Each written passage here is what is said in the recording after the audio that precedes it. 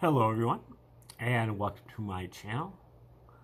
This is an educational channel, and we've been doing a series of Bible decodes here. I think today is number 116, and we're looking at the same book called Christianity's Origins as a Flavian Secrecy Cult by Michael Menescotz, Menasgotz, and that came out in, I think, October of 2024. And he says a Flavian secrecy cult. The Flavians, that word means blonde or golden, and that describes a dynasty of Caesars that ruled from 69 to 96 AD. Includes Emperor Vespasian and his two sons, Titus and Domitian, and they are the Flavian Caesars. And the Roman origins hypothesis here that many other historians have come upon over the years is that the New Testament was written by the Romans, the Caesars, and in particular the Flavian Caesars. And what they did is, from their perch in the early 70s AD, just after this big war that they fought against the Jews, called War of the Jews, they made up a story of Jesus, actually three of them, Matthew, Mark, and Luke, and they're all pretty much the same. There's a few little corrections into Luke, but they backdated the story by 40 years. So the events that took place in Jesus' life, in his ministry, occurred from 30 to 33 AD, his 3-year ministry in Judea. At the same time that they put out these Gospels, they also wrote a book called The Jewish War, or War of the Jews, by a character named Josephus. And actually, Josephus's name is Flavius Josephus.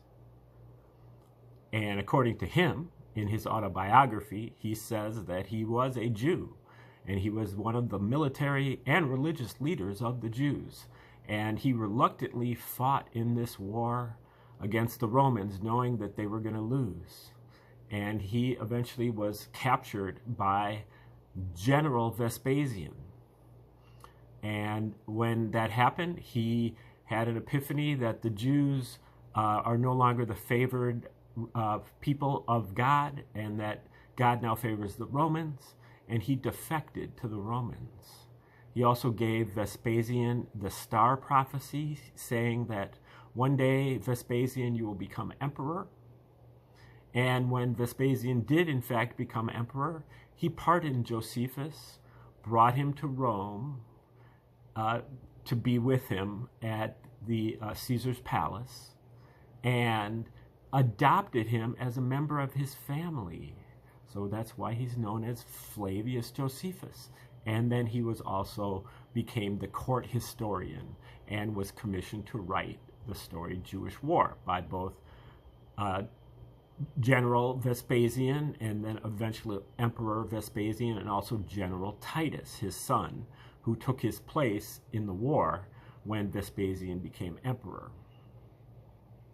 So now I seriously doubt that story, and I seriously doubt that Josephus ever existed, just being a prop or an alias of some other Romans who were intimate with the royal court of the Flavian Caesars. And I suggest that it might be Arrius Piso, also Tiberius Alexander, and Berenice, who was Arrius Piso's third wife, I believe. And all of them have a lot of Jewish ancestry as well, especially the latter two. And so they would have needed that to be able to really write the Gospels, as much as it refers to the Old Testament writings. But Jewish War is written in Greek, just like the Gospels are written in Greek. Now, if you read these two works, Jewish War by Josephus and the Gospels, you will notice incredible similarities and parallels and riddles and word games and puns and dirty jokes and disgusting jokes and vicious jokes, all embedded into the script. I believe that the Gospels were written originally like as plays to be performed in front of the, especially the Jews, but also the hoi polloi in Rome.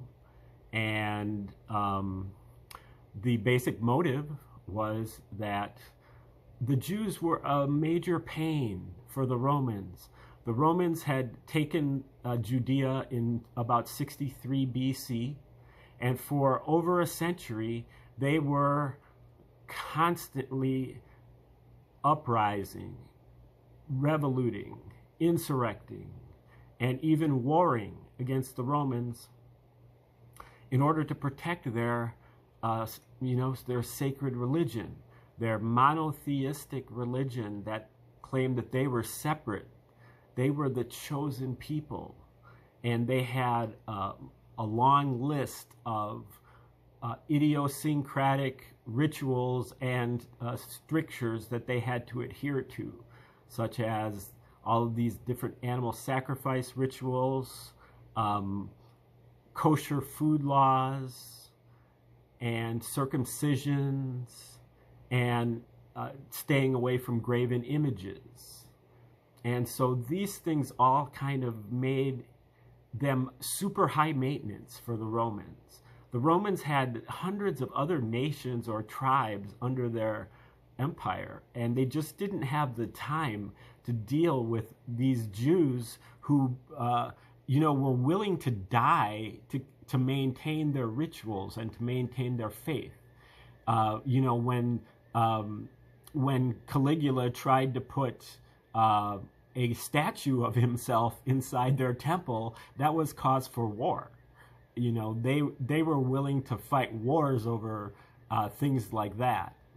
Even really paying taxes was something that was worthy of dying or not paying taxes. And so, and the Jews also had all of these prophecies from the Old Testament that were telling them that a Messiah was coming. They were waiting for a Messiah. And the Messiah they were waiting for was a wartime military general who was going to help them kick out the Romans, or whoever the colonial leader was, the colonial oppressor. That's who they were waiting for. And in 66 AD, to some extent, that those messiahs came to pass in the form of Eleazar and also Simon and John, who were three of the zealot leaders in this war against the Romans. They kicked out the Roman prefects, or whoever they were, the councils of Rome that were monitoring Judea. They kicked them out of Jerusalem and forced Nero to bring in General Vespasian to quell the revolt. And so Vespasian himself was injured in this war, as was his son Titus. So both of them, kind of had a little bit of an axe to grind against the Jews. And so they took advantage of this Messiah, anticipation among the Jews. And they wrote a story of a Jewish Messiah who was a Prince of Peace. and who believed in rendering unto Caesar what is Caesar's, who believed in turning the other cheek to oppression, and walking an extra mile with the Roman soldiers' pack, and believing that the Roman slave owner had the greatest faith in all of Judea, and implored his Jewish comrades to forgive the Romans, for they know not what they do. And then when Jesus does, grow a pair and, stands up for what he believes, he's out there overturning the temple, the tables outside the temple. Those are Jews that he's revolting against. There are Jews that are out there converting Roman money, Roman coins, into Jewish coins, because the Jewish coins don't have graven images on them. And so they can bring them into the temple. And he's overturning the Jews that are out there selling pigeons and doves and rams for their animal sacrifices. That's who Jesus is disrupting. He's disrupting the Jews, not the Romans. In the entire gospel, he doesn't do anything against the Romans. And there is nary a word said against the Romans. The worst thing that they did was that Pontius Pilate reluctantly sent Jesus to his crucifixion. And so that's kind of how they did it, and that's why they did it. It also fits perfectly with the Romans' MO. They had created a number of religions in the first century for propaganda purposes, including another one against the Jews, but more against the Pharisaic Jews than the Zealot Jews. That was eventually became known as Rabbinical Judaism, and produced the Talmud and the Mishnah. And they created a number of other religions. They also had the education and the linguistic orientation to be writing this in Greek, as opposed to Aramaic, which is what Jesus and his disciples most likely would have spoken in. Very few people in Judea were conversant with Greek, especially in terms of writing it. But in Rome, that was common, along with Latin. And the Romans also had a monopoly on publishing. Nobody is going to be able to make a lot of copies of this unless they have a large cadre of slaves to be human copy machines. And they had a monopoly on censorship. Caesar is not going to allow anything that he opposes to be printed. And they had a monopoly on distribution.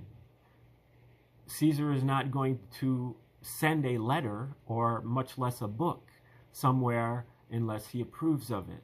And so that, throws a lot of cold water on Paul's epistles as well, because those are supposed to be letters written to the various churches of Asia Minor and so on. And so what Menescats does in his book is he, with a fine-tooth comb, goes over the book of Luke and Jewish war and looks for parallels between the two. He found over 250 parallels in just the book of Luke. That's over 10 per chapter. And some of them are very strong and that will blow you away. Some of them are relatively impressive. Some of them are, I would have never seen that if I wouldn't have been looking for it. And then a few of them are almost more implied than explicit, and you wonder why he even included them.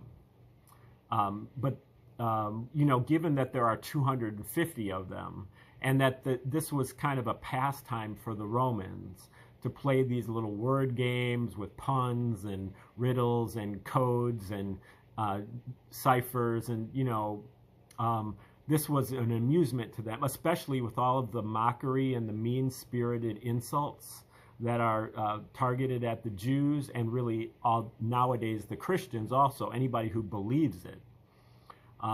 As Joseph Atwill in his book Caesar's Messiah mentioned, he saw the New Testament as an intelligence test. Can you kind of get away from the emotional aspects of your faith to recognize what is really going on here? This is a very obvious psyop. It's a psychological operation that if it occurred in the 20th century, like something you would easily be able to recognize this as being a psychological operation. But since it's hidden 2,000 years ago, and you have long experience in the church, your family, all your holidays, and your friends, and all of that is what you're clinging on to, because you have nothing else to cling on to, because this Roman hypothesis blows all of your beliefs out of the water. Like, Josephus is really the only corroborating author to the existence of Jesus from the first century. And then when we find out that he's actually a Roman writing from the court of the Caesars, that blows that out of the water. So what Menescats does then is he takes these 250 parallels that he has and he graphs them on a chart. He puts the book of Luke on the vertical axis, and he puts Jewish war on the horizontal axis. Whenever he finds a parallel, he puts a dot at the corresponding location. When he puts the 250 dots for all of the ones he found, and he admits that there was probably quite a few more that he didn't find, but he feels like they would all fit the same pattern. And the pattern that he discovered, not noise, but a pattern, a signal, was 5 perfect, near perfect letters in Latin, APTVS, or APTUS possibly. Arius Piso Titus Vespasian is what I would suggest, but that may not be right. But in any event, what it basically means is that not only did the Romans write the New Testament, but they literally signed their name to it, or at least put their initials on it.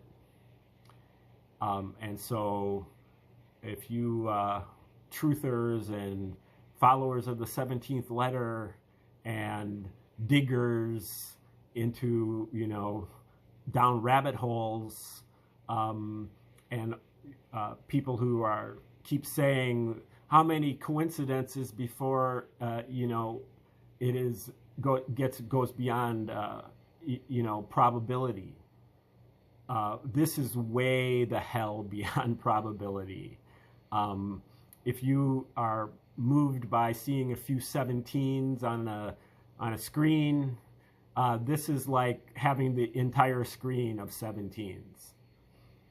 So we're going to go over some of the parallels then from Menescats in this text. And he's looking at one particular theme here, how the lives of Jesus and Josephus mirror each other. Now, the main theme I will mention is that a lot of times the prophecies that Jesus makes in the New Testament, where he says what's going to happen, those prophecies are fulfilled literally by Titus in War of the Jews. And the place where Jesus makes the prediction is the same place where Titus fulfills the prediction. And the time that Jesus makes the prediction is 40 years from the time that Titus fulfills the prediction. Jesus usually makes the prediction in a symbolic manner. Titus fulfills the prediction literally. and sometimes it is quite jarring and grim the way he does so. So this leads to the inevitable conclusion that even if you believe the Gospels, that Titus is the second coming of Jesus. So that's like your poison pill. That's your mind trap of believing in the Gospels. It leads, if you know about Josephus and you've read Josephus, then that basically means that Titus is the second coming of Jesus, and whatever you're waiting for in the book of Revelation already occurred almost 2,000 years ago. But, you know, again, Josephus is every bit as fraudulent as the New Testament is.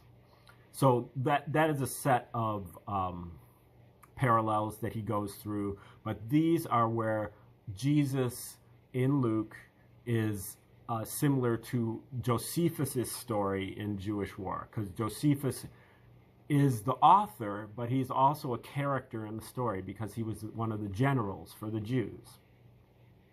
Okay, so, and just like Jesus in Luke, Jewish War describes how Josephus's story involving a scene evoking the use of wings and moving under authority of a lord as a metaphor. And this bangs off Luke 13:34. How often I would have gathered your children together, as a hen doth gather her brood under her wings, and ye would not. Behold, your house is left desolate. Blessed is he that cometh in the name of the Lord. And that is paralleled by Jewish War 352, Book 2, Chapter 20, Paragraph 7. Josephus, the ruler of Gamala, taught them how to expand the wings of an army and make them wheel about, and when one wing has had success, to turn again and assist the others, and not to indulge in theft, robbery, etc. Okay, so, you know, that's a little bit underwhelming. There's wings as parallel. One is wings of a hen under her wings, and the wings of an army. And when one wing has success, and there's not really much there at all, I would say. But there is something there in terms of wings. So this is another one of the parallels that's just to get a dot in a certain place. Okay, and just like Jesus in Luke, Jewish War describes how Josephus' story involving people being betrayed whilst they sleep and being taken and bound, and a plan to encompass them with a wall all around. And he starts here with Mark 14:41, and Jesus came the third time and said, sleep on now and take your rest. It is enough. The hour is come. Behold, the Son of Man is betrayed into the hands of sinners. And moving on to chapter 15, and when they came to take Jesus to Pilate, they bound him. And then he gets to Luke 19:43. For the days shall come upon you that your enemies shall cast a trench about you and compass you round and keep you in on every side. And this is matched up with Jewish War 356, Book 2, Chapter 21, Paragraph 3. And you can also, you know, no doubt follow along at home. You can get a copy of Josephus, the Loeb version, or the Whiston translation online as a PDF for free. And you can follow along. You can get a piece of graph paper out, and you can make the chart yourself as well. You can see the chart on the thumbnail for this video as well. I think the dots in blue are where Jesus is parodying Josephus, or where the Gospels are parodying Jewish War, and the black dots are where Jewish War is parodying Jesus, the Gospels. So this is, or really, the book of Luke. So there is mutual parodying going on. It's not just one way. So that's why you can, determine that they were written at approximately the same time by the same people for the same reason. Okay, so Jewish War 356, Josephus was asleep when they came for him, awaking only when they came to set fire to his house. So he rushed out with his clothes torn and ash on his head, and his hands bound behind him, and his sword suspended from his neck, offering himself for execution. Eventually speaking when permitted to say he planned to use the money to encompass them with a wall. Okay, so that's a little bit stronger. It's got sleep. It has betrayal. And it has bounding his hands. And then it has encompassing them with a wall. And in the Gospels, it's compass. And in Josephus, it's encompass. But in both cases, it's bound him. Hands are bound. So there's a little bit more there to work with. Certainly not like one of the stronger ones, but definitely a parallel. Okay, and just like Jesus in Luke, Jewish War makes it at least implicitly clear that he was one of the two most notable members of the Essene sect. So the Essenes were supposed to be this group of very pious and devoted Jews who believed in celibacy and giving all your money to the sect, and living in poverty and eating very pure food and really everything pure.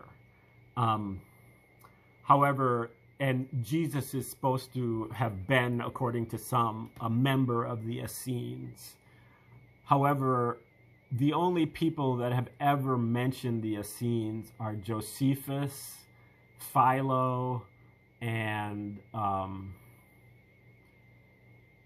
I think it's Pliny the Younger, but I'm not sure who the third person is. But there's three of them, and they're all Romans. And so I seriously doubt that the Essenes even existed. They may have been similar to the group of people who wrote the Dead Sea Scrolls. And that may even be where they got their model from. The people that lived at Qumran and wrote the Dead Sea Scrolls, which were written probably in the 1st century, but not discovered until the 20th century.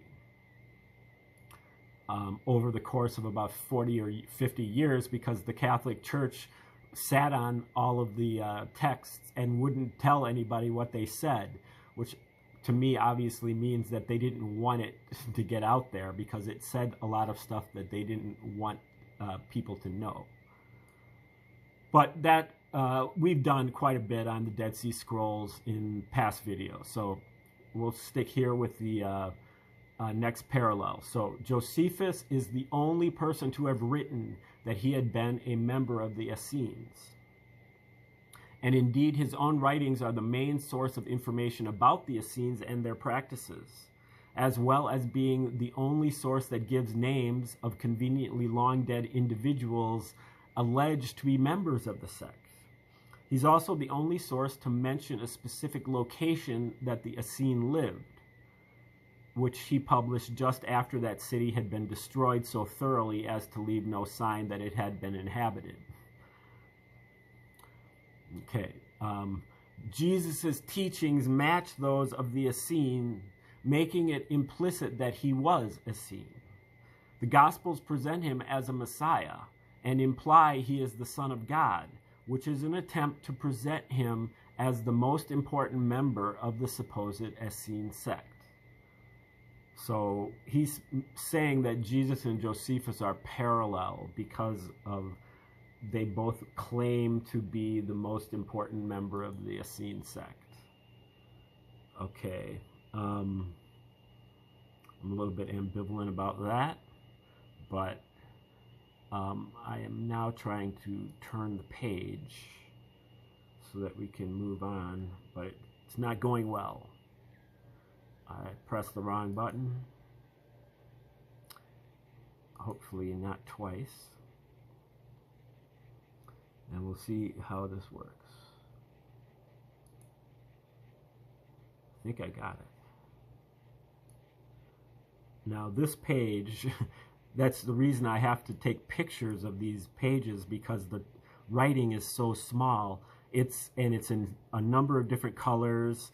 There must be 1,500, 2,000 words on this page that we're about to get into. Okay. And last but not least, just like Jesus in Luke, Jewish war describes how Josephus's activities on Lake Galilee include all of the following. A, him being described in one of multiple boats on Lake Galilee. B, that in the boat he was with a man called Simon. C, the people on the shore only saw the boats.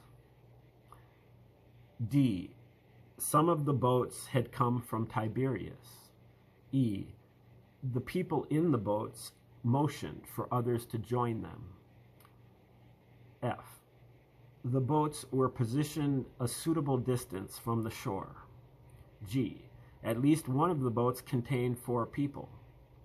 H, that he, in at least one sense, instructed people from the boat.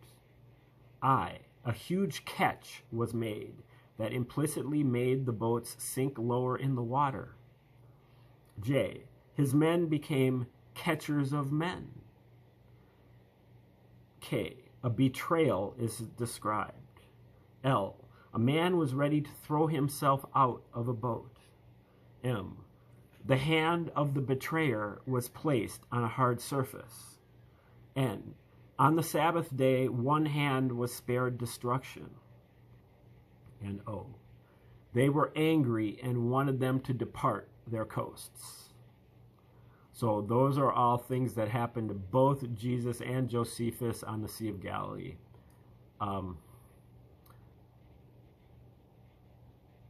It's pretty detailed, but I don't know. It's not knocking my socks off, I'll say that. In the Gospels, these events are found via several passages as follows. Luke 5, 1 through 10, Jesus stood by the Lake of Galilee and saw 2 boats standing by the lake, but the fishermen were gone out of them,